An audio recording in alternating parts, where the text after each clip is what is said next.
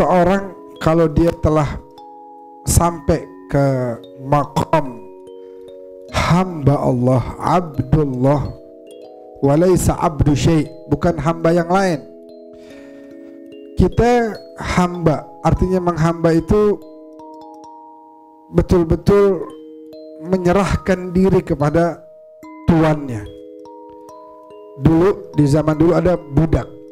Budak itu dia tinggal di mana? Di rumah tuannya. Tapi pernah nggak dia merasakan rumah itu milik dia? Nggak mungkin. Orang rumah tuannya. Dia makan dari makanan yang dihidangkan oleh tuannya.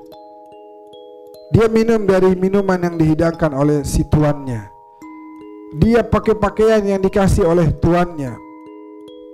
Seorang budak adalah seperti itu. Dia tinggal menikmati semua ini pemberian yang ada dari tuannya, tapi tidak pernah merasa memiliki. Kenapa? Karena tahu ini punya tuannya, ini punya majikannya.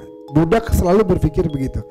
Kita yang berpikir sebagai hamba dari Allah harus punya pemikiran seperti itu. Kita tinggal, tapi ini bukan milik kita. Sekarang saya tinggal di tempat ini misalnya. Katakan ini milik saya, atau bapak-bapak tinggal di rumah masing-masing. Rumah milik bapak-bapak semuanya. Itu bukan milik. Buktinya apa? Bukti yang paling gampang, kalau kita meninggal udah jadi bukan milik kita lagi, milik anak kita. Ntar anak kita turun ke cucu kita atau dijual ke orang lain. Bukan milik kita, semua milik Allah. Dipinjemin sementara. Kasih duit, ini duit punya Allah. Jangan pernah kita bilang nih duit punya saya, hasil daripada kepintaran saya, kecerdasan saya. Itu kepintaran dan kecerdasan itu sendiri pemberian dari Allah. Sehingga seorang yang menyatakan diri sebagai Abdullah, hamba Allah, dia tidak bisa merasa memiliki. Gak boleh. Hanya Allah lah pemilik segala sesuatu. Dzalika fadlullah. Itu adalah anugerah Allah, yu'tihi man yasha. Dia bisa berikan kepada siapa yang dia mau. Allahu dzul fadlil azim. Untuk menjaga itu, maka kita harus pandai-pandai bersyukur. Jangan sombong. Lihat Sayyidina Syekh Abi Bakar bin Salim, seorang hamba yang bersyukur. Seorang hamba yang tidak melihat semua ini milik dia. Enggak ada tuh ceritanya. Makanya beliau selalu punya hubungan yang baik dengan Allah. Tadi duduknya aja udah beda. Minggu lalu kita bahas bil muraqabah wal haibah, interaksi dengan Allah caranya dengan meyakini bahwa dia terus melihat kita. Nah, Syekh Bakar bin Salim tahu betul, makanya dia selalu takut terus. Selalu takut. Beliau tinggal di Ainat. Sejarah mencatat hampir setiap malam berangkat kemana? Ke Tarim, berjalan kaki untuk sholat di masjid, merapihkan, membersihkan masjid, dan mengisi girbah, air-air yang di sono. Kalau sekarang kan ada mesin nih, pompa air ya. Dulu ada gak? Gak ada, kudu ngambil pakai girbah, pakai ditimba airnya, diisi sama beliau di tempat. Masjid demi masjid, habis itu dibersihin, dirapihin. Melihat bahwa ini rumah tuannya, dia sebagai budak harus melayani. Allah, bayangin, kita kalau udah sampai punya pemikiran seperti itu, maka Allah akan berikan. Apa kata Allah? Innal arda yarithuha ibadiyas salihun. Sesungguhnya bumi ini yang membentang begitu luas akan aku berikan kepada hamba-hambaku yang soleh. Maka ahli ma'rifat mengatakan, kalau kita jalan fil ardi marahan, berjalan di atas muka bumi dengan kesombongan, maka kita, kata bumi seakan-akan mengutuk kita. Kamu ngapain jalan di atas saya? Saya ini milik hamba-hamba Allah yang soleh. Ngapain kamu di sini? Kita dikutuk sama bumi. Jadi kalau kita punya sifat yang seperti Sayyidina Syekh Abu Bakar bin Salim miliki, meyakini bahwa semua adalah milik Allah, maka Allah akan memberikan. Bumi ini akan diwarisi oleh orang-orang seperti beliau. Sebagai bukti, beliau itu menjamu tamunya luar biasa.